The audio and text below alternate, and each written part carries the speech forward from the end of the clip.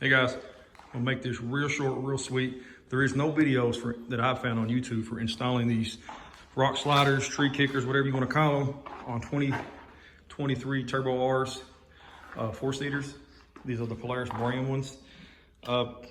Instructions, they suck. Usually, they always do. So I turned to YouTube and I couldn't find anything to help me. So I had to figure it out like I usually do. All right, so first thing, you're gonna get a left and a right. Then you have to bolt them together. Pretty simple. They go together like that. Except for mine were labeled incorrectly. The left side and the right side were labeled backwards. So I had two females trying to bolt together, which, as you can know, that doesn't work. Didn't know there wasn't a, see this is self-tapped right here. On the back side of this, you have basically a welded in nut. Other side didn't have that. It took me a few minutes to figure that why that was right. So got that lined out. So you put both sides together. I do recommend you lay some cardboard down or some plastic. You want to scratch your powder coat off before you get on the trail. I know you're going to scratch it up once you get out there, but that's part of it. Second part, it was confusing. Instructions show to stick these things in there, in them holes. Pretty smart, right? Yeah, simple. Slide them in there. All this wiggle and all this wobble. So I thought I'd have to get to the back of these, figure out a way to put a nut behind it. It's got a nut in it. I thought, well, that's just weird. How's that work? Here's how it works. Doesn't tell you the instructions. Doesn't tell you at all. You stick these in here. You run this bolt here up through your pipe that way. It's got a washer on it. It's gonna sit just like this on the inside. Okay.